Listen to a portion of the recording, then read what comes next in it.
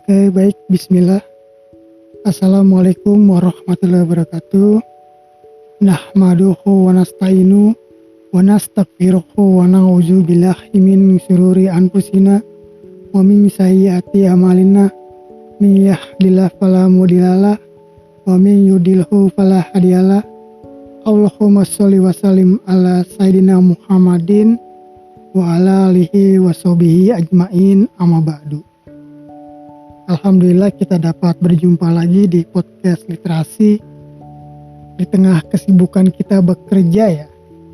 Jadi selain kita bekerja itu memang untuk mempelajari kembali pengetahuan, informasi dan juga menambah wawasan itu seperti halnya kebutuhan ya. Kebutuhan, kalau kita lapar maka kita harus makan. Kalau kita haus, maka kita harus minum.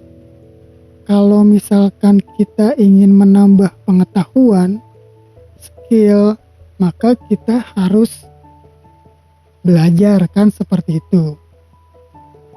Jadi kita anggap ilmu ini sebagai kebutuhan ya.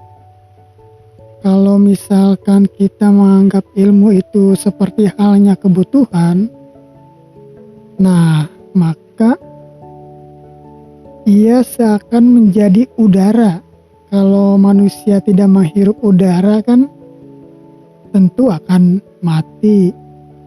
Kalau misalkan manusia tidak menambah ilmu pengetahuannya, wawasannya, maka mati pula lah ilmu pengetahuan itu dalam dirinya.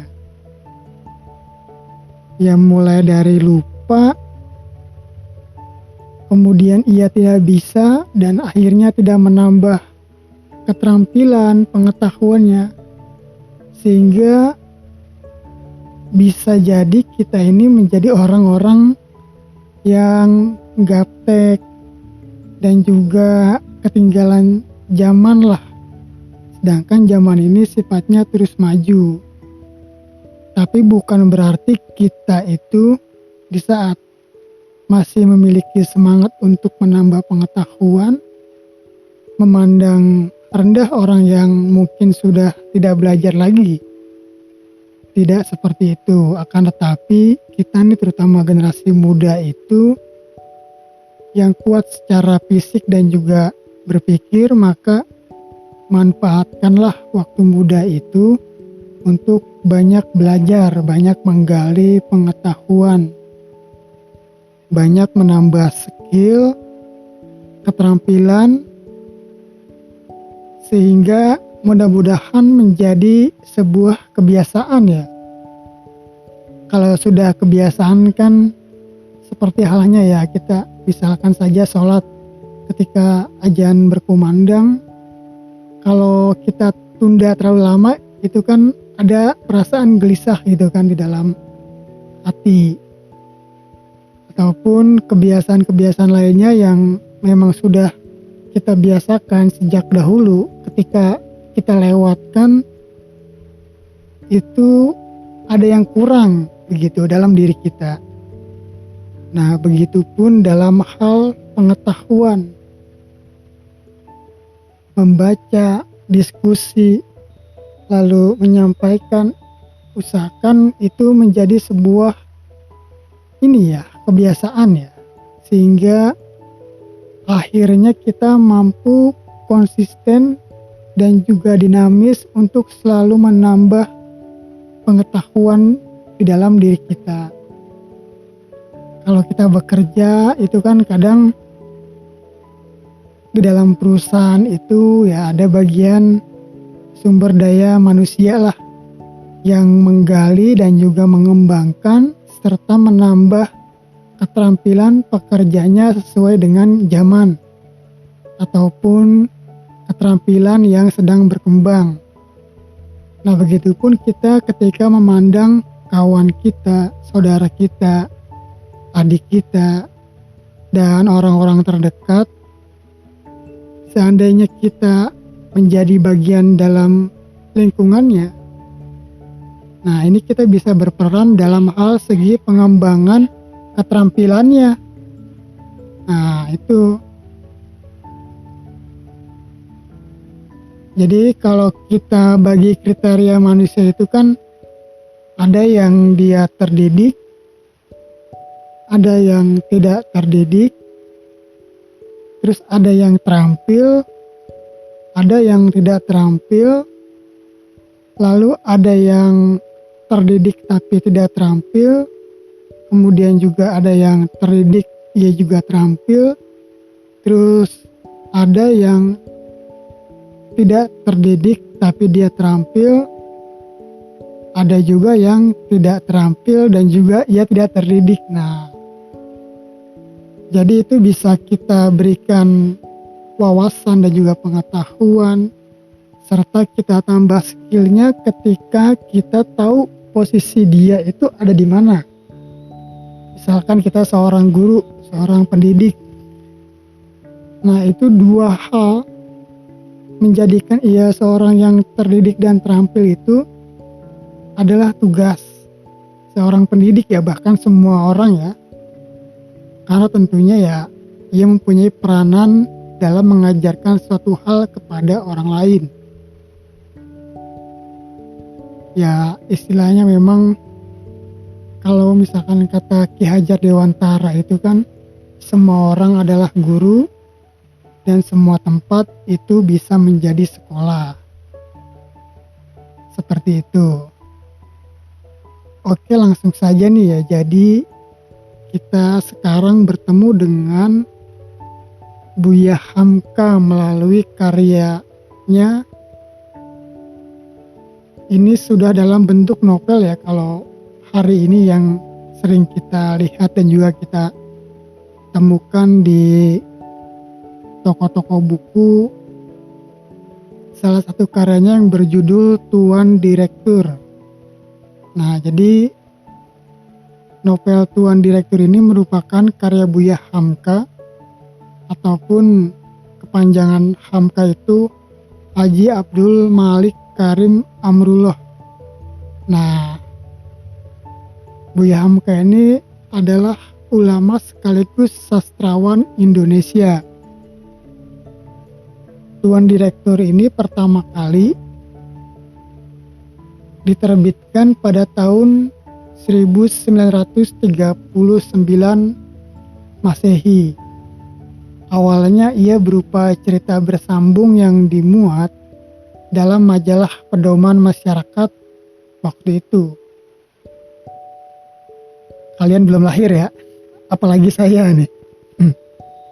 Nah, jadi isu yang diangkat di dalam alur cerita novel ini adalah buruh dan majikan. Luar biasanya novel ini kan hingga sekarang masih banyak dibaca. Bahkan di negeri seberang pun seperti negeri Malaysia itu ia masih sering dibaca, dan kalau tidak salah saya dulu pernah mengobrol gitu kan dengan ini ya, dengan supir taksi lah, kita sebutnya supir taksi kalau di Indonesia. Ketika saya ke Malaysia itu saya tanya gitu, apakah benar nih Buya Hamka di negeri Malaysia ini, di negeri seberang ini ia populer, terkenal. Oh ternyata supir taksi pun tahu mengenal Buya Hamka. Nah bahkan ia bercerita tuh kalau misalkan di salah satu kampus ternama di negeri itu, bahkan ada salah satu ya yang menjadi pusat kajian mengenai pemikiran dan juga karya dari Buya Hamka itu sendiri. Nah maka dari itulah kita sebagai orang Indonesia, yang dimana Hamka ini kan berasal dari Indonesia juga kan, dari daerah Sumatera. Nah maka kita harus tahu nih bahwa novel-novel yang dikarangnya itu syarat dengan nilai-nilai kehidupan yang dapat kita ambil dan juga kita refleksikan sikap-sikap yang baik dan juga dinamika-dinamika yang buruk sehingga kita tahu cara menyikapinya, menghadapinya. Nah, jadi kita lanjut nih. Penokohan dalam novel ini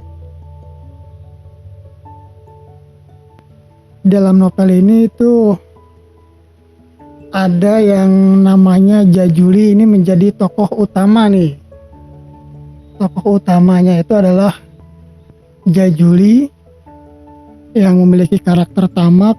Lalu kemudian juga ada beberapa tokoh lainnya seperti Mas Karto, Margono, Mr. Mustafa dan juga Mr. Sumarta serta Haji Salmin.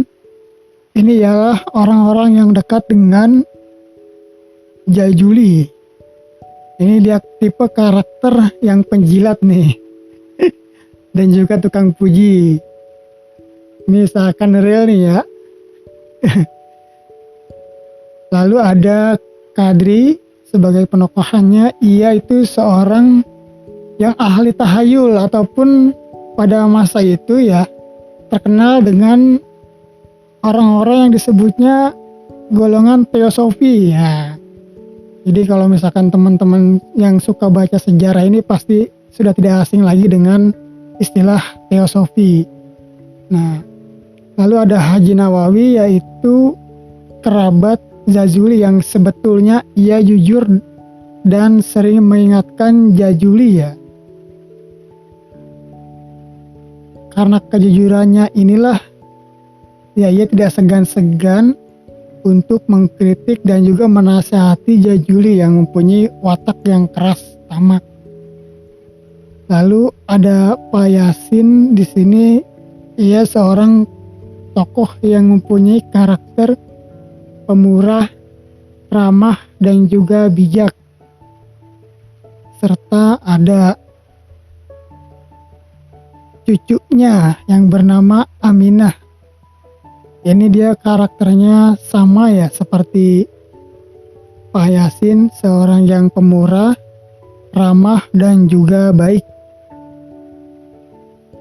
Nah, ini kan kalau misalkan kita lihat penokohan dan karakter ini memang mungkin di beberapa lingkungan, entah itu di tempat kerja ataupun dimanapun, ya kita sering mendengar gitu kan sindiran-sindiran, wah dia mah penjilat ataupun tukang puji. Dan juga bahkan di zaman modern ini ya masih ada ya orang-orang yang sifatnya percaya kepada tahayul. Bahkan para akademisi ya, kritiknya Hamka itu ya masih ada beberapa yang percaya terhadap tahayul kan, seperti itu. Lalu masalah yang dibicarakan ialah ketamakan dan juga kesombongan, lalu gila harta dan kehormatan, lalu diskriminasi dan juga kesulitan hidup, lalu juga ada cerita mengenai tahayul dan juga ini ya ilmu gaib, serta tentunya ada kebahagiaan dan juga kebaikan dalam sebuah alur cerita. Kalau misalkan kita lihat beberapa tulisan yang mereview tentang ini ya, novel ini, jadi pendapatnya itu kan bahwa novel ini memang syarat dengan kritikan dan juga nasihat yang halus tapi tajam. Nah, itu karakter Buya Hamka itu sungguh luar biasa ya. Jadi kalau mengkritik itu ia halus tapi tajam gitu kan. Tajam tidak melukai, gitu. Pintar tidak menggurui. Oke, jadi latar dan setting dari novel ini ya saya kutip dari novel ini ialah kota kaya menjadi pusat dari perniagaan besar dan kecil di Indonesia ialah Surabaya. Kaya dalam sebutan karena tanjungnya dinamakan orang Tanjung Perak, sungainya Sungai Mas, dan gunungnya Gunung Ringgit, kota perniagaan antar bangsa. Setiap Sabtu sore berduyun-duyunlah kereta mahal kepunyaan pedagang segala bangsa, baik dari bangsa Nusantara, Hindia Belanda, bangsa Eropa, bangsa Arab, yang ia lewat dengan kereta mahalnya. Nah, sehingga jalanan itu menjadi ramai dan juga sibuk akan adanya lalu lalang orang-orang dengan keretanya, serta ada juga orang-orang yang menaiki sepeda dan juga berjalan. Nah, ini Sungai Mas mengalir dengan kotornya, seperti Sungai Ciliwung di Betawi ataupun Jakarta ya kalau sekarang disebutnya. Nah, dari sini akhirnya nampak ya, dari latar ini ternyata di sungai-sungai itulah nyata terbentang bahwa manusia tidak berdaya untuk menyembunyikan aib dan juga celah masyarakat. Di pinggir sungai itu lewat dengan cepatnya kereta mahal, sedangkan beberapa orang yang tidak tentu rumah tangganya mandi di bawah dengan tidak memakai sehelai benang pun.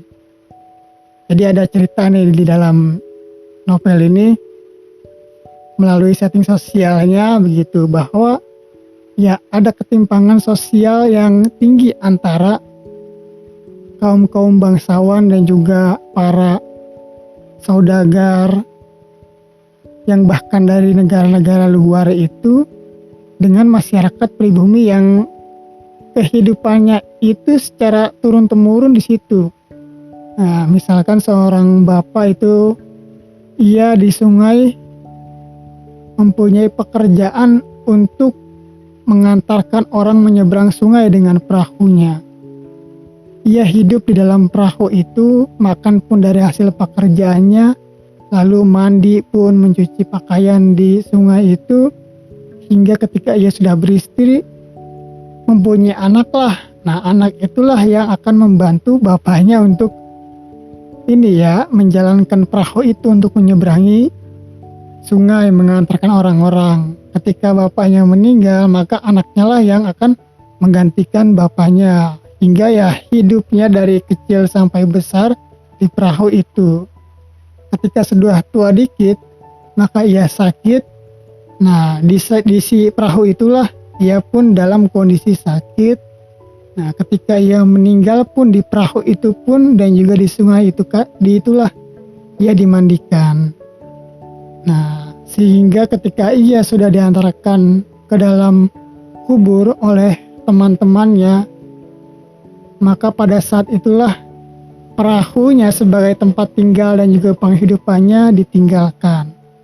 Nah, ini kan seakan nih nasib dan juga kondisi sosial ekonominya akhirnya ya sifatnya turun-temurun gitu, sulit untuk menaiki tangga kehidupan. Nah, itulah ketimpangan dan juga aib dalam masyarakat, terutama pemerintahan waktu itu.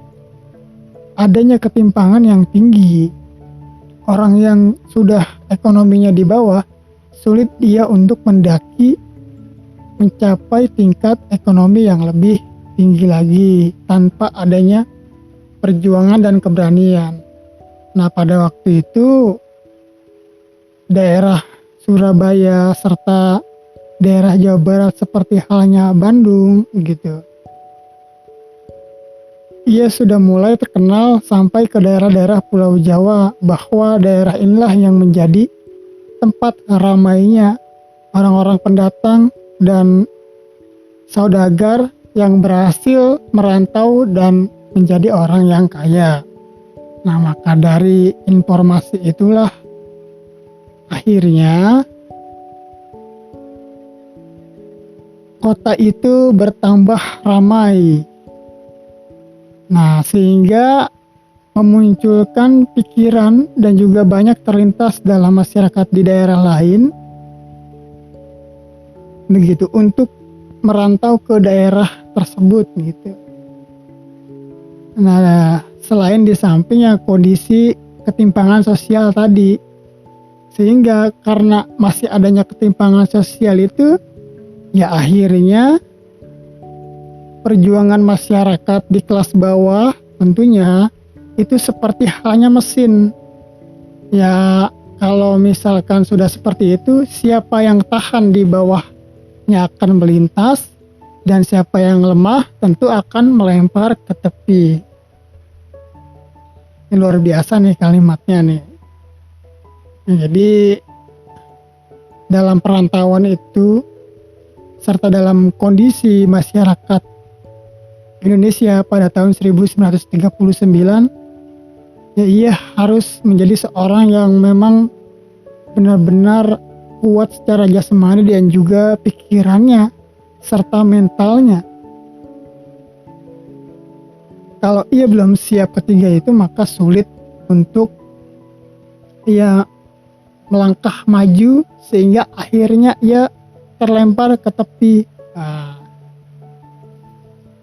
Mendengar kemajuan kota Surabaya dan juga beberapa daerah di Pulau Jawa ini, akhirnya banyaklah orang-orang dari Banjarmasin, terutama dari Sungai Hulu itu merantau ke kota Surabaya untuk mengadu nasib, mencari peruntungan dengan harapan ia menjadi orang yang sukses dan juga kaya. Demikian namanya ialah Jajuli, seorang pemuda dari Banjar mencoba peruntungan di kota besar Surabaya. Ia awalnya seorang saudagar yang memiliki keagamaan gitu kan, kebiasaan-kebiasaan dari daerahnya yang baik. Namun ketika ia berangkat ke kota ini untuk mencari peruntungan, ia menetapkan bahwa ia adalah seorang saudagar yang keras hati dengan menjual barang emas, intan kecil-kecilan punya orang lain ya.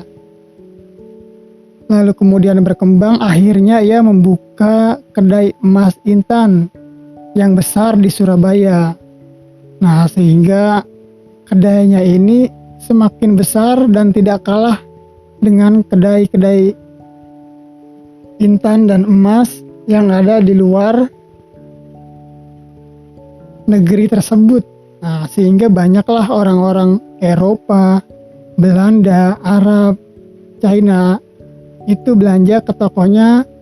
Akhirnya semakin besar pula lah hasil pendapatannya dan juga kekayaannya, sehingga dalam waktu 10 tahun ia dapat menjadi orang yang sukses. Nah, semakin ia sukses, akhirnya muncul rasa ketidakpuasan dalam dirinya. Nah, inilah pandangan Buya Hamka mengenai dunia ya. Kata Buya Hamka, sungguhnya dunia ini tidak pernah mempunyai kecukupan. Jika orang berlari mengejar kekayaan uang, dengan tidak sadar orang itu telah miskin dalam perkara akhlak. Kalau orang berlari mencari sahabat yang mengangkat-angkat dengan tidak sadar, ia pun telah miskin sahabat yang sanggup menunjukkan budi bahasa yang baik.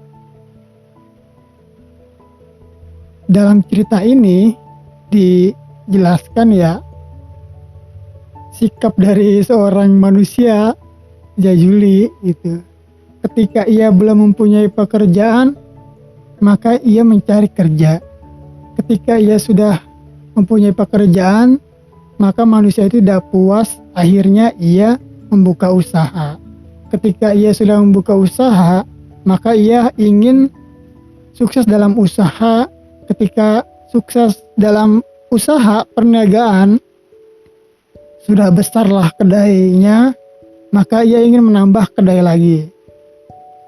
Ketika kedai emas dan intan itu sudah besar, maka ia ingin kehormatan. Nah, sehingga berkumpullah orang-orang, kerabat, teman-teman yang memang bukan malah membawanya ke dalam jalan kebajikan, justru malah mendapatkan sahabat yang memiliki sikap memuji-muji, mengangkat-angkat gitu. Orang-orang inilah yang dikatakan seperti halnya orang-orang penjilat gitu. Di antaranya ialah ada Haji Salmin dan Margono. Akhirnya dia berbincang dengan Jazuli ya. Dikatakan ya bahwa ketika Jazuli mendapat ini ya, kesempatan untuk mengobrol dengan anak buahnya Margono dan juga Haji Salmin gitu, bagaimanakah tentang kesuksesanku, maka ya sahabatnya ini menjawab ya dengan cara memujinya. Nama engkau Tuan telah sangat terkenal di kota ini dan usahamu itu sangat besar gitu, dan kau menjadi orang kaya yang sanggup untuk membawa orang-orang ya dari bangsa-bangsa luar itu untuk membeli emas intan ke kedainya. Nah, dipuji-puji terus, diangkat-angkat. Lalu akhirnya ya sahabat yang memujinya ini kan disuruh duduk ngobrol gitu. Lalu dikeluarkanlah sejumlah ini ya, rokok dari saku tuannya, dari Jazuli. Ya akhirnya ya sahabatnya dengan Jazuli merokok bareng. Tentu sahabatnya tidak akan menolak, apalagi yang menyalakan api dengan koreknya ialah Jazuli itu sendiri. Nah, dari perbincangan ini akhirnya ya Jazuli ini ya menamakan dirinya Tuan Direktur. Nah, kan gitu. Karena ia sudah merasa sangat kaya, sudah menjadi orang yang terkenal dalam perniagaan, akhirnya ia menamakan dirinya dengan sebutan Tuan Direktur. Nah, ini. Oke, kita ini ya, kalau misalkan kita amati ya, memang salah satu ujian dan juga cobaan bagi orang-orang yang sukses serta banyak harta itu ya ialah ketamakan kesombongan diri. Ia lebih senang dipuji-puji, diangkat-angkat, tanpa senang ketika ada orang yang mengkritiknya ataupun bahkan menasehatinya dengan halus. Karena ia menganggap bahwa orang yang menasehatinya tidak lebih baik dan tidak lebih pintar dibandingkan dirinya. Karena itu tadi, ia hanya mengukur dari harta kekayaan yang dia miliki saja. Sehingga semakin jauh ia dari sahabat-sahabat dan juga orang-orang yang menasehatinya, akhirnya yang ia dapatkan ialah sahabat dan juga teman yang hanya bisa mengangkat-angkat, memuji-mujinya, sehingga hanya bersifat untuk kesenangan hati dari dirinya sendiri. Nah, itu akhirnya hati dan akal pikiran itu beku daripada koreksi dari orang lain, apalagi dari diri sendiri, ketika ia sudah merasa paling gitu, paling, oh ini saya dengan kekuatan saya, kekuasaan, kekayaan.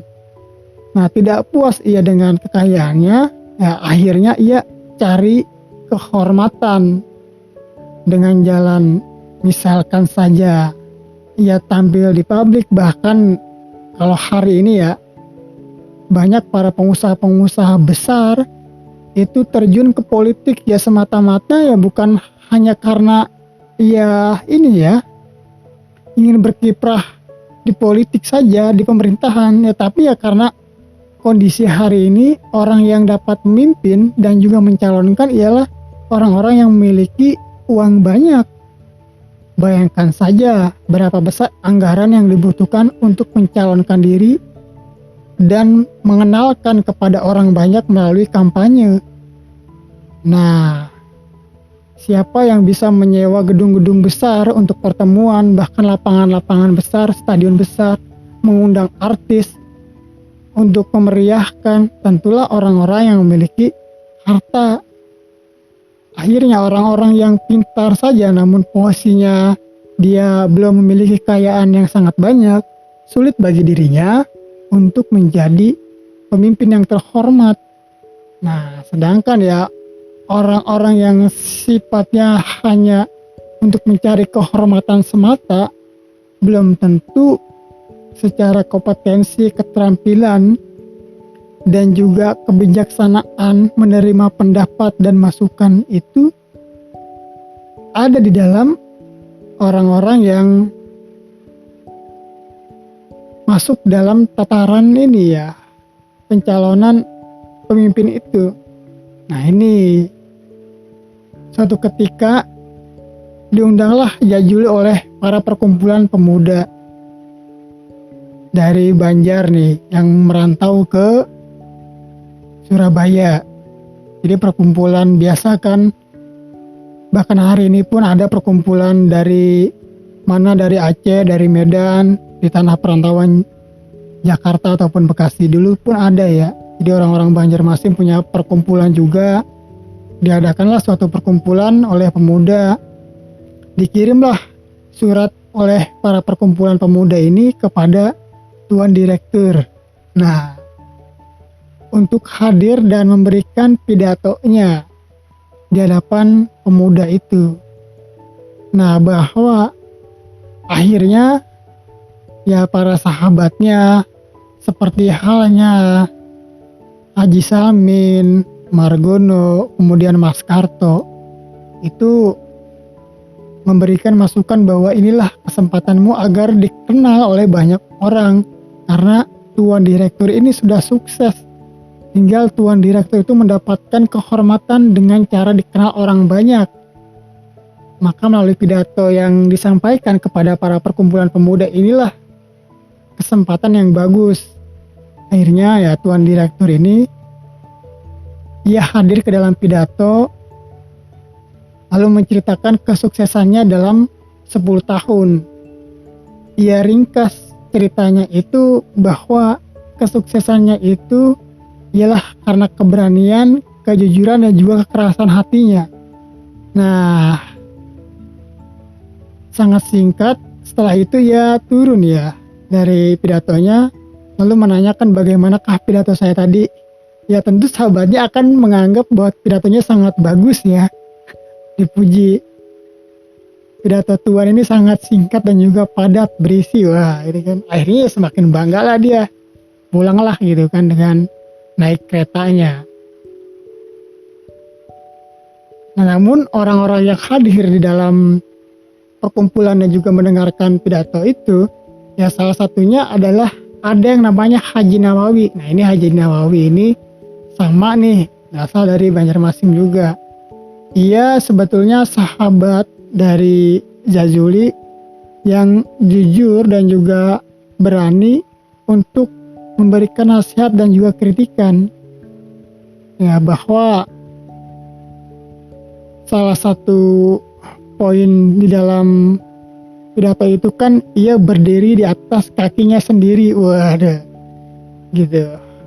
Kata Haji Nawawi itu kan ia sungguh berbohong begitu dalam pidatonya, bahwa kesuksesannya tiada lain ialah karena ya atas bantuan orang-orang yang dia kenal itu dan juga dia dekati, bahkan dia paksa untuk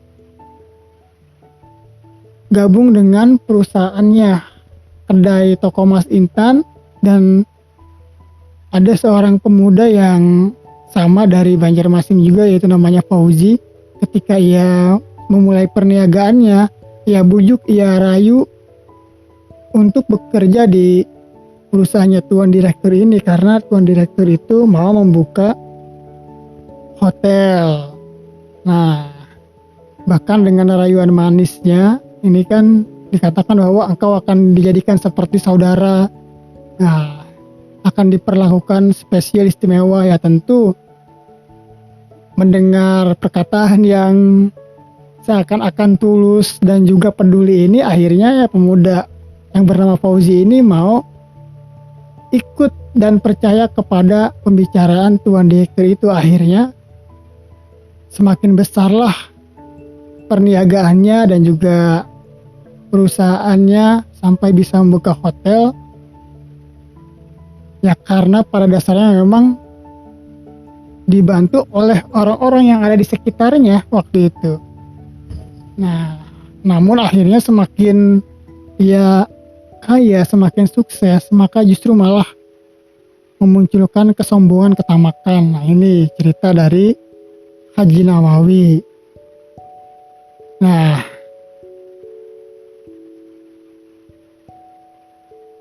lama ini ya, berselangnya perjalanan tuan direktur dalam perniagaannya, ia tidak puas dengan usaha yang telah ia miliki. Ia mendengar bahwa sekarang ini perusahaan ataupun perniagaan kain batik itu sedang tenar. Nah, maka adalah dari niatnya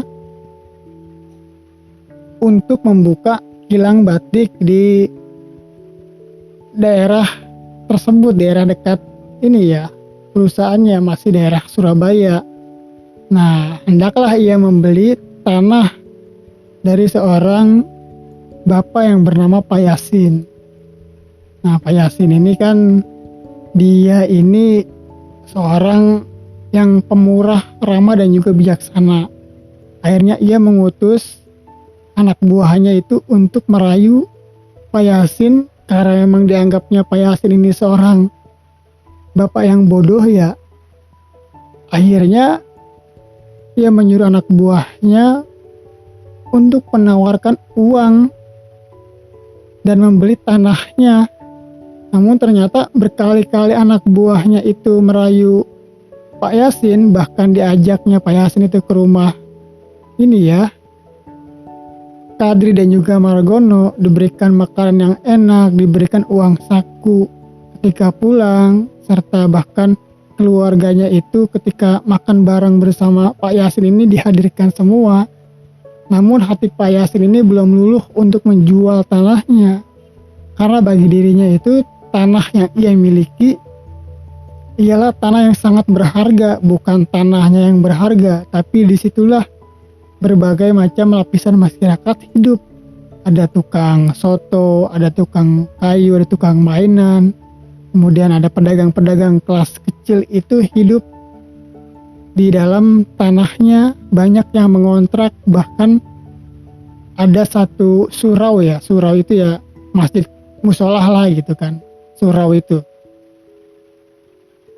menjadi tempat ibadah Pak Yasin serta masyarakat di sekitar itu.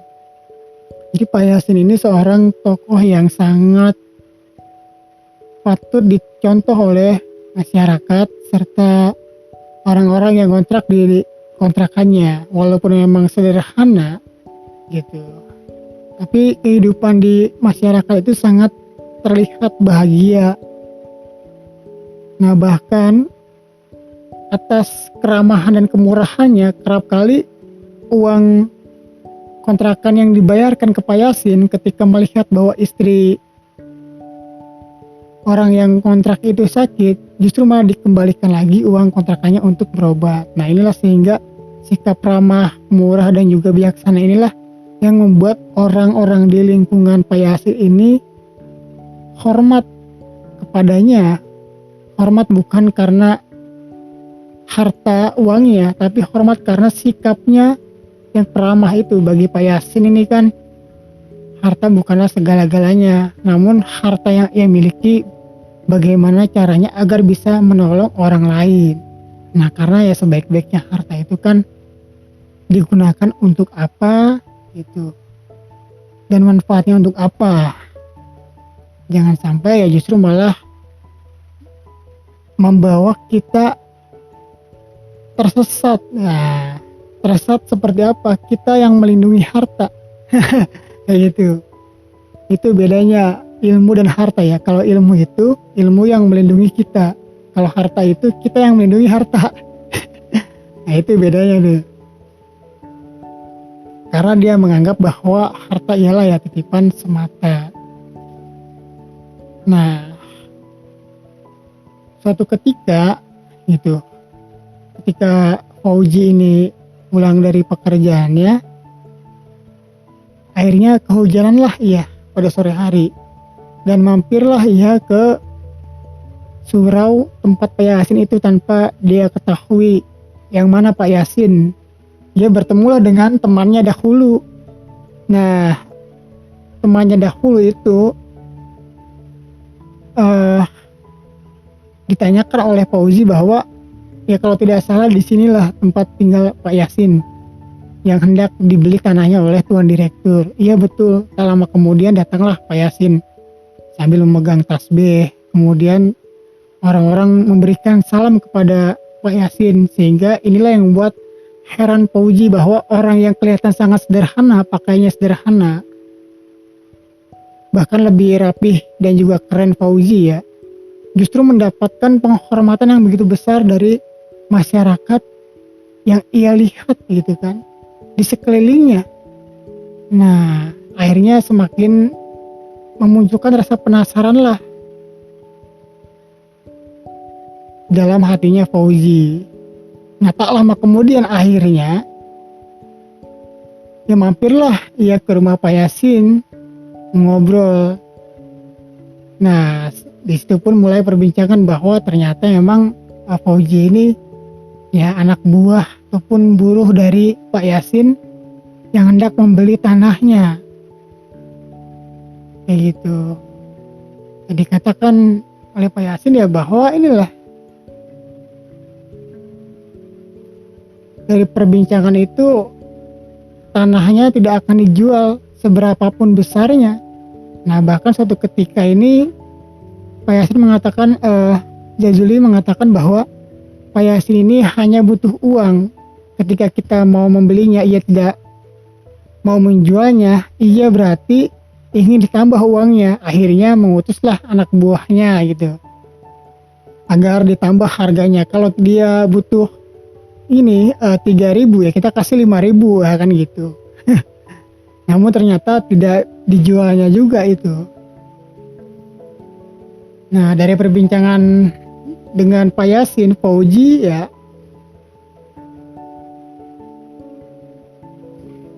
ketika makan bersama dengan Pak Yasin, lalu kemudian datanglah seorang perempuan yang bernama Aminah, yaitu cucunya Pak Yasin. Nah, ketika melihat Aminah, akhirnya nampaklah dari wajah Fauzi yang dilihat oleh Pak Yasin bahwa ternyata pemuda ini ya ada rasa juga. Ia datang bukan karena saja oleh perangainya Pak Yasin yang ramah dan pemurah, namun karena Aminah juga. Nah, jadi selama ini Fauzi kan belum mau beristik karena pikirannya ragu melihat perangai gadis-gadis didikan sekarang. Menghias mukanya sampai 2 jam, tetapi memasak gulai mereka tidak tahu. Memendekkan bajunya, guntingnya, modelnya, dan sebagainya. Mereka terlalu pintar, tetapi menyapu mereka tidak mengerti. Perempuan sekarang, menurut pendapat Fauzi, bukan untuk dibawa hidup, tapi untuk dibawa menonton panggung wayang. Nah, ini. Aminah memang tidak bersekolah tinggi, tidak pandai bahasa selain bahasa ibu. Ibunya telah meninggal seperti ayahnya juga, akan tetapi Aminah didikannya oleh Pak Yasin, ataupun kakeknya ya. Akan tetapi Aminah dididiknya menjadi seorang perempuan yang segala kepandaian sesuai perempuan diajarkan atau disuruh perempuan lain mengajarkannya. Perangai dan kesopanan Aminah yang biasa tidak dilihat oleh Fauzi dari perempuan lain, akhirnya tertambatlah hatinya.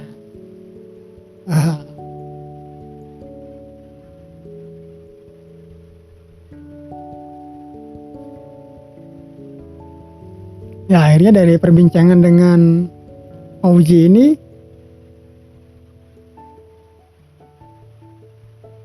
ada kritik dan pandangan tentang pekerjaan dan juga harta. Nah, di dalam novel ini. Jadi, salah satunya ialah buat apakah sangkar dari emas kalau sangkar itu masih tetap sangkar. Ini kan Fauji itu kan ia digaji sangat besar ya, karena ia yang mengelola hotel. Nah, namun walaupun pekerjaannya itu gajinya besar, namun apa daya jika ialah hanya menjadi buruh saja. Nah, ini kritiknya kan, buat apakah satu sangkar dari emas kalau sangkar itu masih tetap sangkar. Ini mengenai pekerjaan nih. Kita kadang kan merasa bangga bahwa kita telah bekerja di mana, sebagai apa, begitu. Penghasilannya berapa, tunjangannya berapa. Nah, ini kalau kata Buya Hamka ini, ya walaupun sangkarnya dari emas, itu tetap saja sangkar. Nah, burung di hutan lebih baik memilih sangkar dari rotan, yang ia hujan kehujanan, panas kepanasan, gitu. Tapi ia dapat hidup ya secara alami, secara sesuai dengan kehidupan itu sendiri, dibandingkan ia buat sangkar dari emas, ya, namun tidak berguna kan, seperti itu. Nah, ini pandangannya tentang pekerjaan. Ya kan kadang-kala kita bekerja itu ya terus mencari, kemudian terus mencoba ini ya, mendapatkan penghasilan tambahan. Akhirnya kita lupa akan esensi kewajiban kita sebagai pekerja itu sendiri. Nah, sehingga kita itu bekerja diperintah oleh gaji, bukan oleh akhlak. Nah, ini kata Pak Yasin ya, kenapa masyarakat di lingkungan rumahnya itu sangat terlihat bahagia, walaupun seringkali ketika ia setelah selesai sholat berjamaah gitu, ya para pedagang-pedagang itu bercerita bahwa ya penghasilannya hari ini berkurang. Penghasilannya normal pun itu nominalnya sangat jauh dengan penghasilan dari Fauji. Namun ia ternyata ketika penghasilannya pun berkurang, ia tetap senyum, bahkan tertawa dan saling bertanya bagaimana penjualan hari ini. Pak Yasin bertanya seperti itu. Namun tidak ada muncul wajah kusut dan juga ini pusing karena kekurangan pendapatan. Ya kadang-kala kalau misalkan di dalam perusahaannya Tuan Direktur ini Jajuli, ia selalu ketika bertemu dengan para pengusaha besar, berkumpul di kedai-kedai besar, ketika ditanyakan bagaimanakah perniagaanmu, nah ia selalu jawab pusing ya kan gitu. Pusing, pendapatan berkurang karena apalah gitu. Karena misalkan akses dari penjualan itu sedang sulit untuk dikirim ke luar negeri, karena pada masa itu kan pada masa penjajahan ya. Settingnya seperti itu kira-kira setting sosialnya. Nah, sedangkan para penjual pedagang di sekitar lingkungan rumah Pak Yasin ini, penjual soto, penjual mainan, kemudian para penjual lainnya, pedagang lainnya, walaupun penghasilannya sedikit, namun ia tetap senyum bahagia. Nah, inilah bedanya. Karena apa? Karena ia ya mempunyai usaha sendiri, dan ia berangkat subuh-subuh pagi-pagi bekerja mencari usaha pun itu karena diperintah oleh akhlak, bukan diperintah oleh gaji. Sedangkan seperti halnya Fauji, kemudian Margono, serta Mas Karto dan juga Kadri ini kan yang orang yang dekat dengan Tuan Direktur, ia bekerja dan menuruti apa perkataan dari Tuan Direktur ya karena gaji, bukan diperintah oleh akhlak. Sehingga ketika muncul suatu permasalahan, maka jangankan anak buahnya, buruhnya, Tuan Direkturnya pun, Jajuli pun, ketika ia tidak mampu membeli tanah Pak Yasin, ia mengatakan ya pusing gitu kan. Padahal berapa banyak kenikmatan yang ia dapatkan sehingga kehidupannya mewah. Nah, sehingga orang-orang yang seperti ini, yang bekerja diperintah bukan berdasarkan akhlak, namun karena gaji. Walaupun gajinya besar tapi sebentar-bentar pusing, ataupun pekerja pengusaha besar yang benar-benar pusing, sahamnya anjlok apa. Nah ini kata Bu Hamka ini, mereka sebetulnya bukan berdiri di atas kaki sendiri, tetapi mereka sebenarnya berdiri di atas keringat si lemah dan bodoh. Nah maka kerap kali itu karena yang dicari tuan direktur ini ialah hanya keuntungan, sedangkan ia tidak memiliki sikap kemanusiaan dan para pegawainya tidak diperintah oleh akhlak, melainkan hanya diperintah oleh uang, oleh gaji.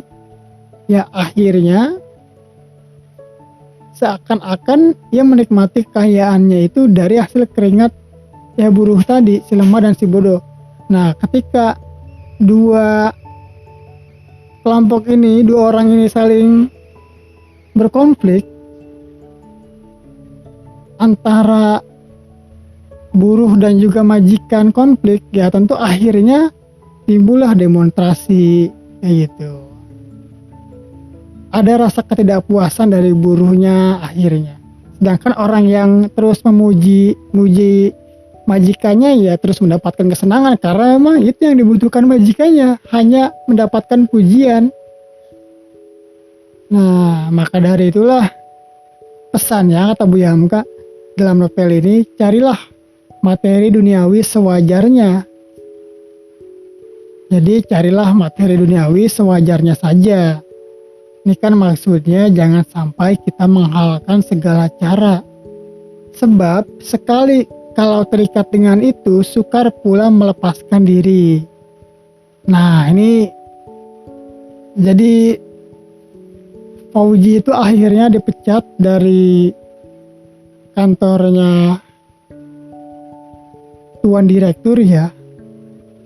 Pada saat itu dia kan masih memegang hotel milik tuan direktur, karena tuan direktur itu mendapatkan nasihat ataupun bisikan dari temannya yang teosofi itu, Kadri namanya. Nah kata Kadri, ia bilang ke tuan direktur bahwa ia mendapat bisikan dari makhluk halus bahwa gitu, Fauji ini harus dipecat dari perusahaan agar perusahaan tuan hotelnya maju. Nah karena ia lalai dalam bekerja sehingga menyebabkan perusahaan ini jika nantinya ia tidak dipecat maka kedepannya akan bangkrut. Ini tuan direktur ini percaya ya karena memang ada nasihat dari Kadri ini yang dapatnya dari makhluk halus katanya gitu kan, ilmu gaib itu betul. Nah padahal kebetulannya itu paling hanya sekali atau dua kali. Selain Kadri pun banyak karyawan-karyawannya yang dipecat. Ya selain Fauzi itu banyak karyawan-karyawannya yang dipecat. Sehingga semakin jauh lah ia dari karyawan ataupun buruhnya yang memang setia. Padahal gitu kan, sebelum ia dipecat,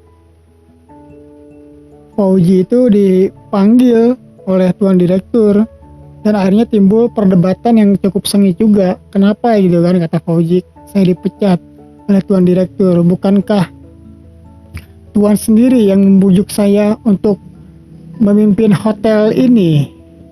Nah bukankah tuan sendiri yang merayu saya ketika saya hendak memulai merintis perniagaan saya yang mulai maju? Akhirnya tuan membujuk saya agar saya dapat bergabung dan tuan akan menganggap saya sebagai saudara dan orang yang diistimewakan, sehingga itu menaklukkan hati saya untuk bergabung dengan tuan karena sikap tuan yang sungguh sangat manis kepada saya waktu itu. Nah akhirnya ya kata tuan direktur ya karena dia emang sudah sikapnya tamak, hatinya keras dan percaya kepada nasihat dari makhluk halusnya Kadri yang disampaikan Kadri kepada tuan direktur, ya bagi dirinya itu mau kawan dekat, kawan lama, sahabat yang dapat merugikan perusahaannya ya harus dibuang, diberantas habis gitu kan, disapu bersih. Wah itu keras. Akhirnya ya Fauzi berhenti dan keluarlah dari perusahaannya tuan direktur. Nah, tanpa ini ya dibicarakan dahulu permasalahannya, karena pada waktu itu tuan direktur memecatnya mengatakan bahwa hotel yang dipimpin oleh Fauzi ini tidak maju-maju. Nah, walaupun ini ya harus ada pertemuan dulu kedua belah pihak ketika ada permasalahan. Nah, Fauzi pun membela dirinya bahwa bukankah kita sudah sepakat bahwa dalam setahun 2 tahun ini kita tentu perusahaan ini belum dapat maju dan kita harus memiliki modal untuk menopangnya agar tetap berdiri karena baru merintis. Nah, hotelnya baru merintis. Namun ya baru 2 tahun masih dalam proses merintis, malah Fauzi ini dipecat ya, tanpa membicarakan solusinya terlebih dahulu. Nah ini pendapat dari Buya Hamka, nasihatnya dalam novel ini, hendaknya kedua belah pihak sama-sama tahu, saling menghargai tenaga masing-masing. Apabila penyakit tidak peduli dan tidak mau tahu telah masuk ke dalam masyarakat, akan terjadi perebutan rezeki, pemogokan, atau turun naik gaji yang tidak menyenangkan. Kalau ini terjadi, ini tanda bahwa kedua belah pihak tidak diperintah oleh akhlak, akan tetapi diperintah oleh uang. Fenomena hari ini kan kurang lebih seperti itu. Kedua belah pihak tidak mau saling peduli, antara majikan dengan buruhnya saling belakang-belakangan punggung. Ya menurut karena kehendak adanya gaji, karena adanya uang. Ketika kedua belah pihak ini tidak sama-sama tahu kondisinya, maka timbullah pemogokan. Si buruh tidak tahu bahwa kondisi perusahaan itu sedang merugi karena misalkan pandemi corona gitu. Akhirnya akses penjualan pun berkurang drastis. Lalu kemudian si majikan pun, pemilik perusahaan, tidak bermusyawarah dan mencari solusi yang terbaik, sehingga langsung mengeluarkan keputusan mengurangi karyawannya. Padahal kalau misalkan ia mampu menyampaikan bahwa dalam setahun ini penghasilannya ada beberapa orang yang mendapatkan 50%, ada yang 25%, tetap saya gaji. Ataupun mungkin diberikan peluang untuk bekerja lagi. Nah, secara bergantian bagaimana solusinya akan seperti itu. Tidak banyak buru-buru yang di PHK secara sepihak saja karena itu tadi, untuk mengurangi kas perusahaan. Wah, luar biasa kan ya, akhirnya mau tidak mau dampaknya tentu sangat terasa terutama oleh buruh-buruh ya yang di PHK. Nah, mudah-mudahan nih di masa pandemi ini mungkin yang awalnya bekerja lalu kehilangan pekerjaan, mudah-mudahan Allah kasih pekerjaan yang lebih baik dibandingkan pekerjaan sebelumnya. Yang rezekinya dan usahanya sedang surut, ya Allah beri jalan rezeki yang lain yang lebih baik ya, sehingga ya kita tidak putus asa dan juga pusing seperti tuan direktur nih. Itu kan omset jualannya berkurang, bahkan tidak bisa beli tanah, pusing gitu. ngumpul bersama teman-temannya yang pengusaha juga, bagaimana usahamu, pusing ya. Kayak gitu. Beda halnya dengan para pedagang kecil yang tinggal dan ngontrak di kontrakan Pak Yasin, walaupun dagangannya kecil-kecilan, ya sehabis sholat mereka bercengkrama, bagaimana penjualanmu lagi berkurang, tapi mereka sambil ketawa-ketawa. Nah itulah kebahagiaan bahwa ketika bekerja diperintah oleh akhlak, ya maka walaupun hasilnya sedikit, ia tidak kecewa. Nah ini sungguh luar biasa nih ya. Oke, kita lanjut lagi. Nah ini kritikan kepada orang yang terlalu percaya ilmu gaib ya, ataupun tahayul. Nah jadi kerap kali itu Tuan Direktur diberikan nasihat oleh pengurusnya ataupun anak buahnya yang bernama Kadri ya. Memang nasihat itu ada yang tepat, tetapi ada juga yang tidak. Oleh sebab beberapa kali ada yang tepat, akhirnya Tuan Direktur ini lupa kepada yang tidak tepat. Ini kan awalnya Kadri mengaku bahwa dirinya mempunyai hubungan dengan roh halus dari alam gaib. Nah, namun Juli yang modern percaya dengan pengetahuan yang oleh Kadri itu hanya diberi nama dengan nama modern. Katanya ialah ilmu spiritisme, meskipun wujud pengetahuan itu ya cara lama juga. Nah, sebab itulah banyak sekali Tuan Direktur meminta nasihat apabila akan melangsungkan pekerjaannya. Lama-lama hilanglah kepercayaan dirinya kepada dirinya sendiri.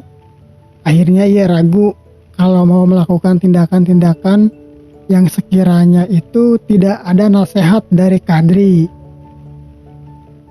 Ya dengan tidak disadarinya, akhirnya kekuasaannya kepada Kadri selama ini telah hilang.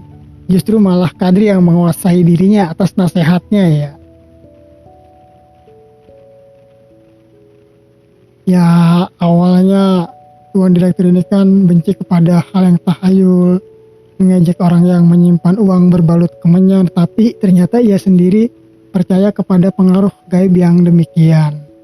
Sehingga nih ketika awalnya hubungan Tuan Direktur dengan Haji Nawawi itu masih baik, masih menjadi sahabat karib, ya Haji Nawawi ini tahu betul bahwa Tuan Direktur ini amat percaya kepada pengaruh orang halus ya.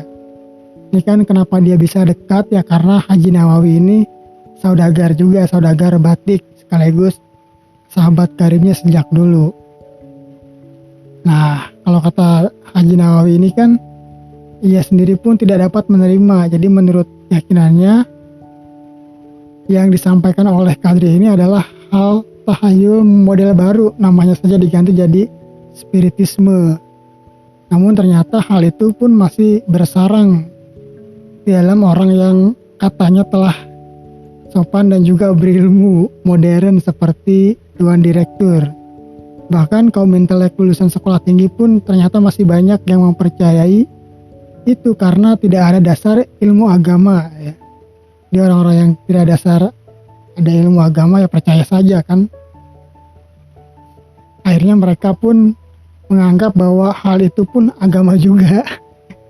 Nah pada suatu hari nih ketika Haji Nawawi mengunjungi Tuan Direktur, ya jauh sebelum Juli itu dipecat, nah ini beliau mengabarkan bahwa seorang pegawainya yang bernama Abdul Fattah itu terpaksa diberhentikan atas dasar menurut nasihat orang halus yang telah disampaikan Kadri kepada Tuan Direktur.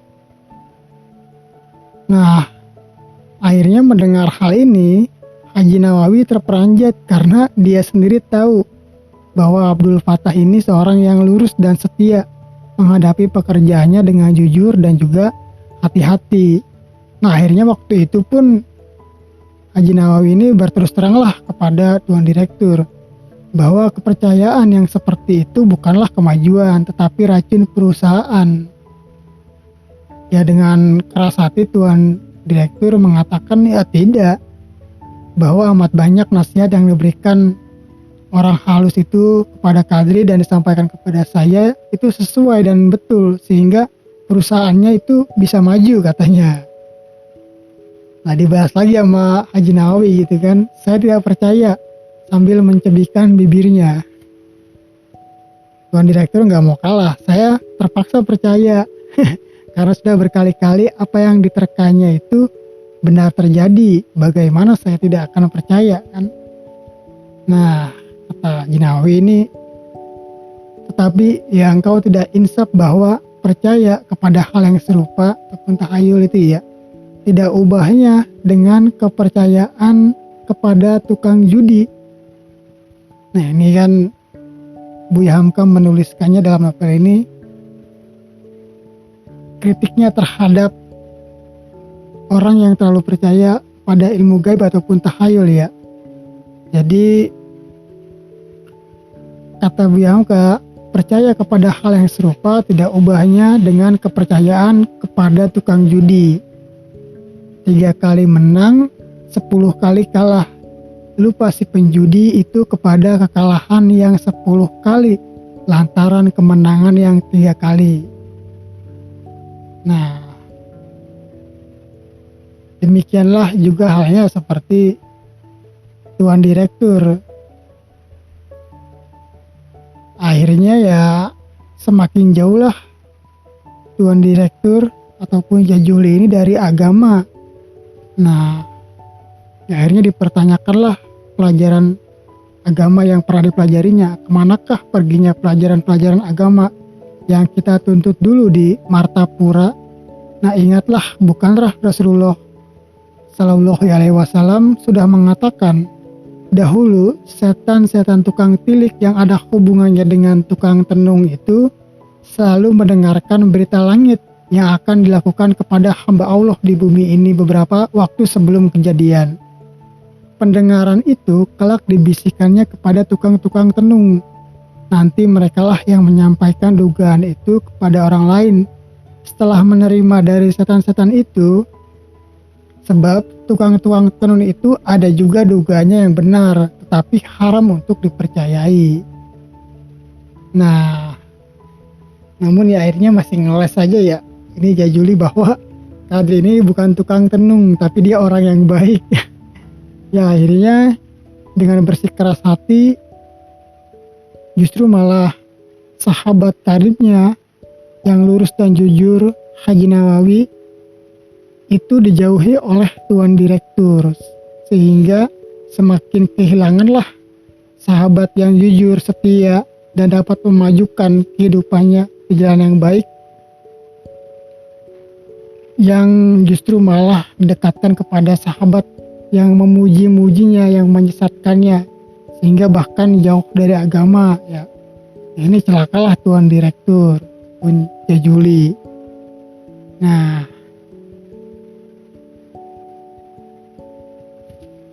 oke, kita lanjut lagi. Setelah peristiwa itu ya akhirnya ternyata keinginan Tuan Direktur untuk mendirikan kilang batik di atas lahan Pak Yasin ini belum juga tersampaikan. Akhirnya kesalah hati Tuan Direktur karena maksudnya belum berhasil sama sekali. Ya sehingga akhirnya dari anjuran teman-temannya gitu kan, bahwa harus Tuan Direktur sendirilah yang berkunjung dan juga menawarnya kepada Pak Yasin. Nah, Tuan Direktur awalnya marah ya, karena ketika waktu itu dia di awal menyuruh Mas Karto gitu, karyawannya, Mas Karto ini bilang sanggup. Nah, dan urusan Pak Yasin itu mudah, tinggal disumbat saja mulutnya dengan beberapa uang kertas. Akhirnya ya sudah selesai urusan. Ternyata sudah beberapa bulan usaha Mas Karto ini belum berhasil. Nah akhirnya ya mau tidak mau Mas Karto mengatakan yang sebenarnya. bahwa memang awalnya ia menganggap mudah, dan sudah berkali-kali pun ternyata Pak Yasin ini tetap tidak mau menjual tanahnya. Nah itu.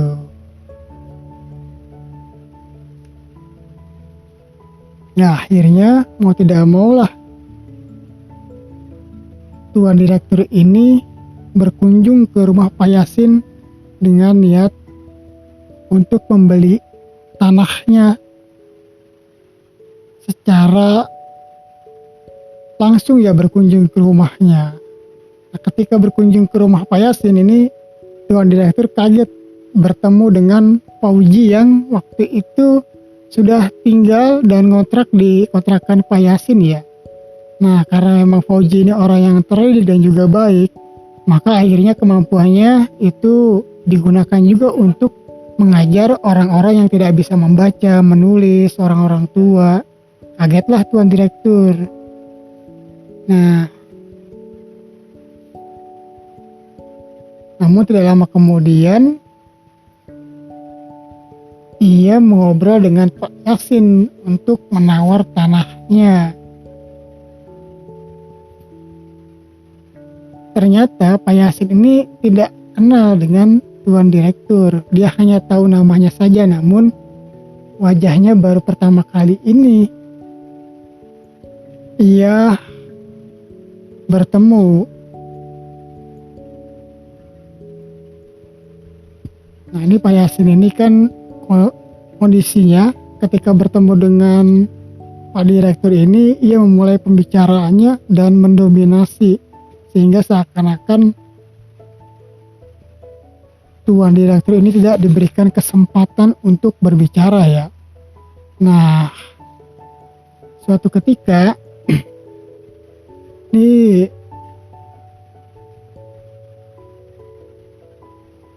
karena tuan direktur ini tahu bahwa ternyata rumah Pak Yasin ini dijadikan tempat belajar serta berkumpul ya orang-orang yang kontrak dan tinggal di lingkungan rumah Pak Yasin, akhirnya ia membuat isu lah bersama Kadri untuk melaporkan kepada polisi bahwa akan bahwa ada suatu perkumpulan yang kontra terhadap pemerintah. Nah, itu rencana itu sebetulnya Pak Yasin ingin melancarkannya ketika ia datang esok harinya dan belum berhasil untuk membeli tanah Pak Yasin. Namun ternyata tanpa sepengetahuan tuan direktur ini, Kadri justru malah melayangkan surat ke polisi itu. Jadi suatu ketika tuan direktur sedang ngobrol dan juga menawar tanah Pak Yasin pada malam hari itu, ternyata polisi itu sudah berjaga-jaga untuk menangkap orang-orang yang ada di rumah Pak Yasin itu. Akhirnya tertangkaplah semuanya, termasuk tuan direktur. Nah, sehingga dibawalah ia ke penjara, ataupun dulu namanya ke kandang harimau. Jadi kandang harimau itu adalah ya sebuah sel, jadi yang merupakan tempat penyimpanan orang-orang yang sedang dalam pemeriksaan polisi pada suatu kasus ataupun tuduhan ya.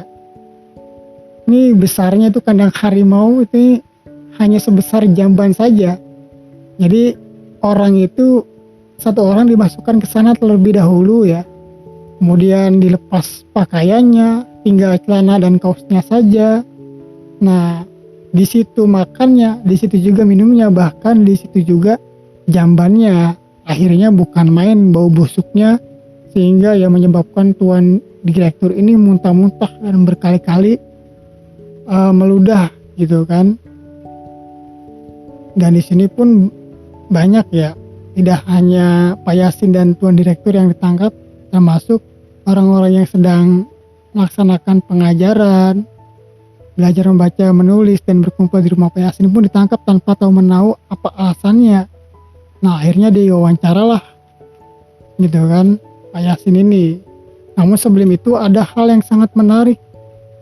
Ketika malam hari itu mereka ditangkap dan dimasukkan ke kandang harimau, sel sementara yang sangat bau busuk itu. Ternyata orang-orangnya Pak Yasin ini dia sudah tidur terlelap, namun hanya Tuan Direktur saja yang belum tidur karena tidak tahan oleh bau busuk dan juga banyak nyamuk.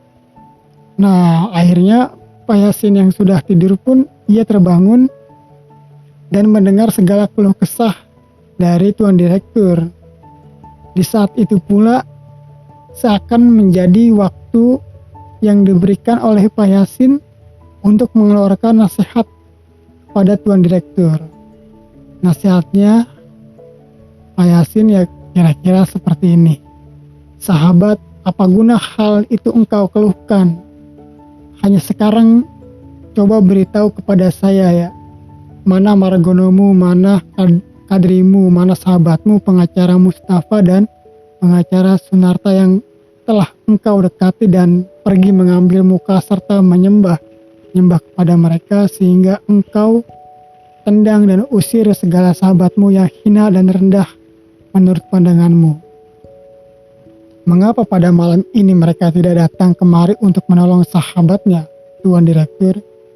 Engkau mengatakan dingin dalam penjara, engkau tidak tahan. Taulah engkau sekarang bahwa beginilah nasib pengangguran yang diusir oleh majikannya dan gajinya tak dibayar, anak-anak dan istrinya menangis karena tak makan. Beginilah kedinginan mereka dalam rumah tangganya, dingin karena lapar dan dahaga, dingin karena selimut tidur tidak cukup. Akhirnya kedinginan ayahnya di dalam rumah berpindah kepada kedinginan di dalam penjara karena hanya mencuri sekeping roti untuk anak-anaknya. Selagi orang-orang kaya, orang kapitalis, penghisap darah si lemah senang-senang memutar radionya atau bersuka-suka tengah malam ke restoran atau ke klub-klub untuk membangunkan segala kekayaan dan kemewahannya, di sana-sini segenap orang melarat, merintih karena kelaparan dan kedinginan. Mereka menyombongkan diri berdiri di atas kaki sendiri. Dusta orang kaya yang berkata demikian. Mereka bukan berdiri di atas kakinya sendiri, tetapi mereka sebenarnya berdiri di atas keringat si lemah, si bodoh, mereka yang dapat diperkuda-kuda untuk keuntungan orang lain. Sekarang engkau katakan engkau tak tahan lantaran busuk nyamuk dan kutu busuk. Ya sekarang engkau dapatlah rasakan penderitaan mereka yang berjuang membela tanah airnya, berjuang membela kehormatan bangsanya sampai di satu ketika tergelincir langkahnya dan ia sampai kemari. Sekarang taulah engkau akan kehidupan orang melarat dan miskin, penghidupan orang-orang desa yang datang ke kota membawa dagangannya, di mana kemalaman di sana tidur, hujan kehujanan, panas kehusanan, panas kepanasan. Dengan sombong engkau menepuk dada mengatakan engkau Tuan Direktur. Siapa yang mengakui engkau Direktur? Siapa yang mengangkatmu? Tidakkah terasa olehmu sekarang bahwa perkumpulan-perkumpulan yang telah engkau beli, gelaran penasihat, pelindung dan lain-lain itu tidak ikut engkau ke dalam penjara? Saya lihat paras wajahmu, saya lihat bagaimana jijikmu masuk ke rumah saya karena tidak beradio dan tidak berkursi indah. Tidak begini dan tidak begitu, lalu engkau kira lantaran itu harta benda dapat pindah ke tanganmu. Jijik wajahmu melihat sahabat-sahabat saya yang kelihatan miskin itu, tapi jauh tinggi akhlak daripadamu. Tidak cemburukah hatimu mendengar mereka telah tertidur senang sekarang ini? Pernahkah engkau sendiri merasa tidur seperti mereka? Engkau gelisah tidur malam karena memikirkan akal bagaimana supaya uangmu bertambah dan bagaimana akal supaya dapat menipu orang lain, mengajak bersahabat, bersekutu atau bekerja dengan engkau. Akan engkau beri untung, tetapi kelak apabila rasanya tidak berguna lagi, akan engkau sepakan pula dia keluar pejabatmu. Nah, jadi pada waktu itu pun Fauji ada di situ ya, yang dia itu ini ya mantan pekerja dari Tuan Direktur, namun Fauji merasakan bahwa sekarang ia dapat tidur enak. Nah, ini kan kritikan yang sangat pedas nih kan, nasihat yang sangat tajam kepada Tuan Direktur oleh Pak Yasin. Nah,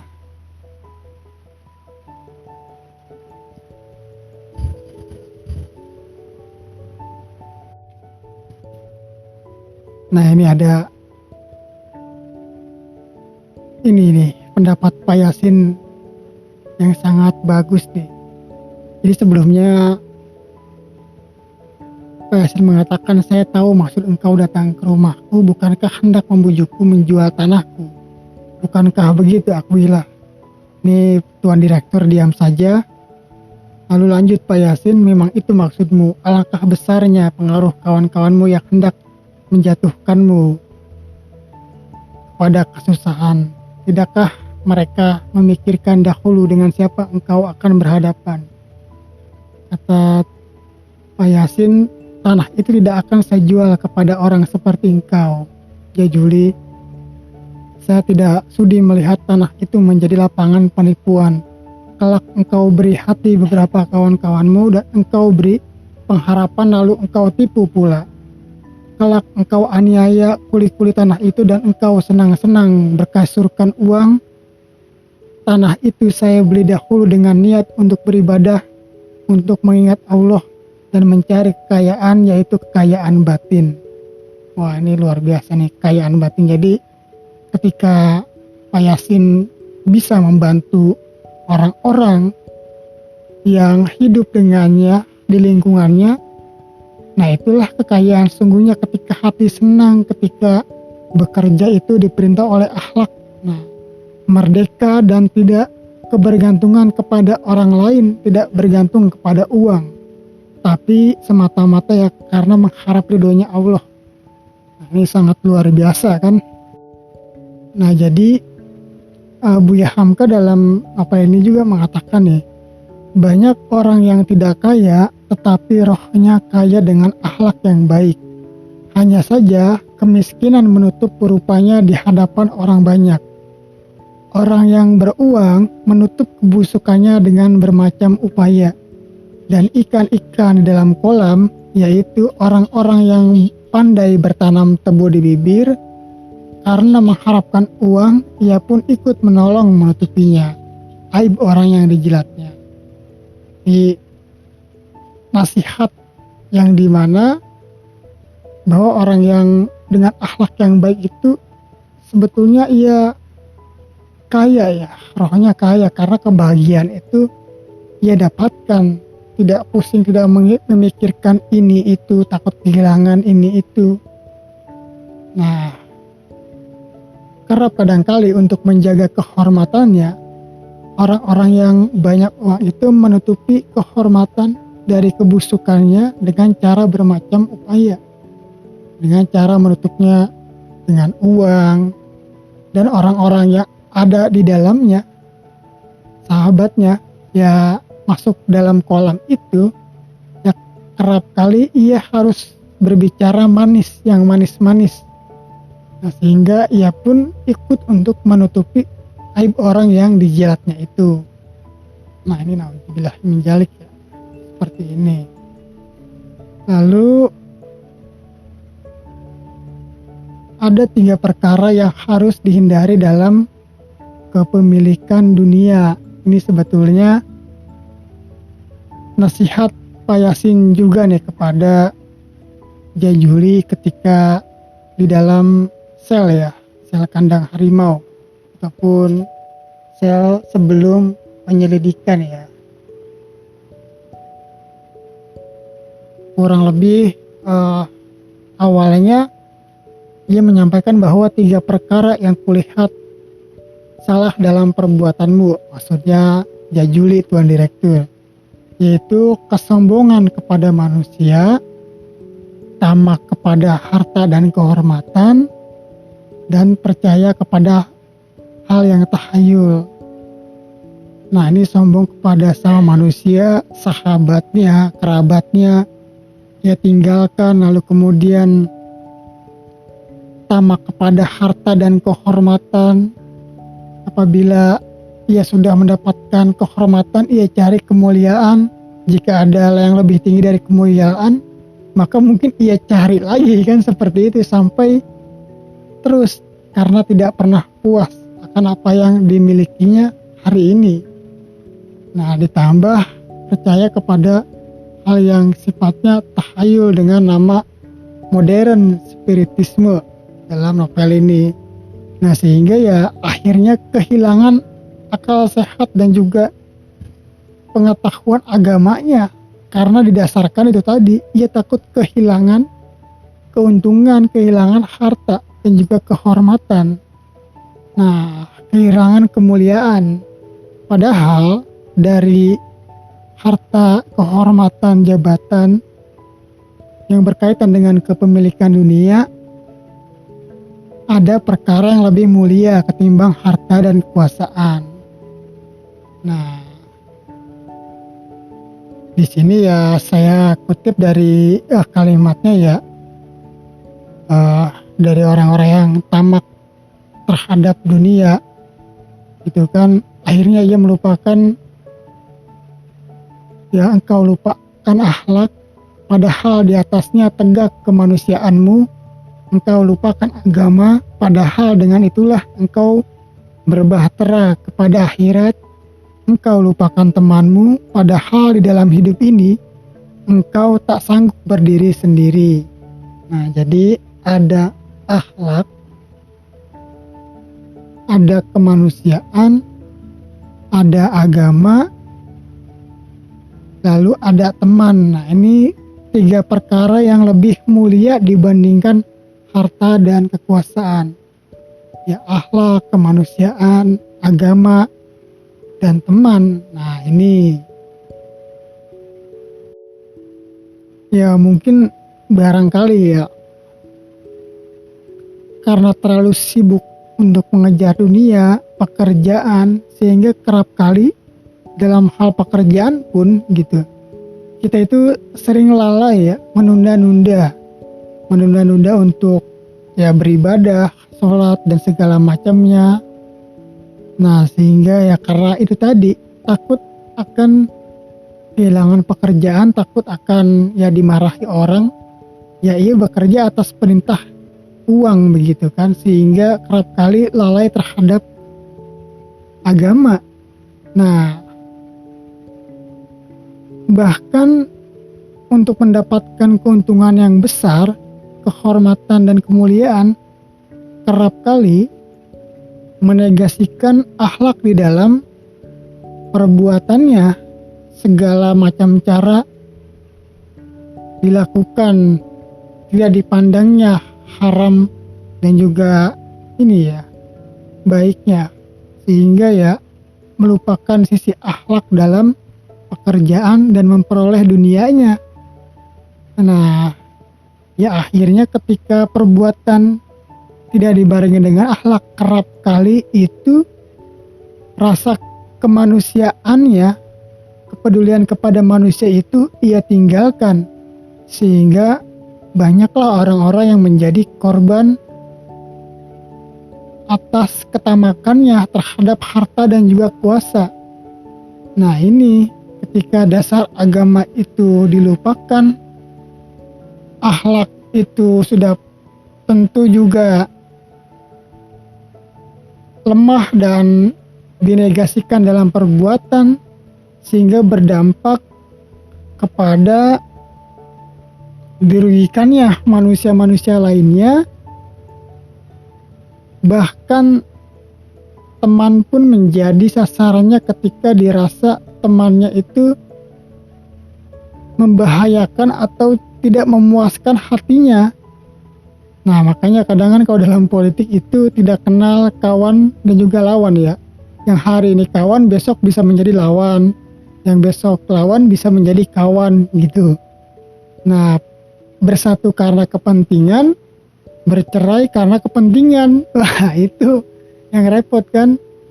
Ya, karena perbuatannya tidak dibarengi dengan agama dan juga akhlak, sehingga nilai kemanusiaannya dinegasikan, dan akhirnya pertemanan pun didasarkan atas kepentingan. Wah, ini repot nih. Ini kritiknya sungguh luar biasa ya, dan sehat ya. Nah, kata Buya Hamka di dalam novel ini, uang ialah barang singgah. Entah ia pergi lebih dahulu dari kita dan meninggalkan kita dengan tidak memiliki uang seperti orang miskin, atau kita yang lebih dulu pergi meninggalkannya dan ia pindah ke tangan orang lain. Lalu kita kembali ke akhirat dengan sehelai kain kafan. Namun apabila kita telah kaya, biarlah ia datang dan pergi sehari sekali. Duduk kita tidak akan terguncang dan berdiri kita tidak akan condong, sebab hati kita telah kaya. Nah, jadi kutipan ini yang mungkin teman-teman pernah dengar, ini ada dalam buku ini ya, novel Tuan Direktur. Nah, ini maksudnya kan sungguh luar biasa nih, bahwa ya sekalipun kita sudah kaya ataupun orang yang mampu, ya biarkanlah ya kekayaan, harta, uang, gaji itu datang dan pergi sehari sekali, biasa saja begitu. Nah, sehingga ya kita duduk bersama orang lain pun tidak merasa lebih tinggi ataupun condong, memilih teman yang ini karena ia mempunyai pangkat yang lebih tinggi dan mempunyai harta yang lebih tinggi, ya condong ke yang lebih tinggi-tinggi itu kan. Nah, sekalipun kita berdiri ya tidak akan condong, dan ketika ia duduk pun tidak akan terguncang ya, karena ya di saat posisi duduk ataupun di bawah itu ya dia sudah biasa, sudah mampu menghadapi, akhirnya mentalnya tidak gentar gitu dan mampu terus berjuang sebab hatinya itu telah kaya dan siap menerima apapun kondisinya. Nah, inilah orang-orang yang mampu terus berjuang ya, karena ada saatnya panas terik matahari menjadi teduh, hujan pun ada redanya. Nah, pagi pun ada malamnya, keruh pun ada jernihnya, lalu benang yang terurai pun bisa kusut. Nah, itu tergantung hati kita menyikapinya bagaimana. Maka dari itulah peran agama, akhlak kemanusiaan, serta teman yang baik yang mengingatkan kita itu sangat penting, terutama lagi dalam hal segi berusaha, baik dalam hal pekerjaan, perniagaan, politik, dan segala macam dinamika kehidupan dunia yang kita hadapi. Itu harus didasari, yaitu tegakkan cita-cita lebih dahulu sebelum berusaha. Oke, cukup sekian untuk podcast kali ini. Kurang lebihnya saya mohon maaf. Jadi kita masih terus belajar akhirnya. Sekian, wassalamualaikum warahmatullahi wabarakatuh.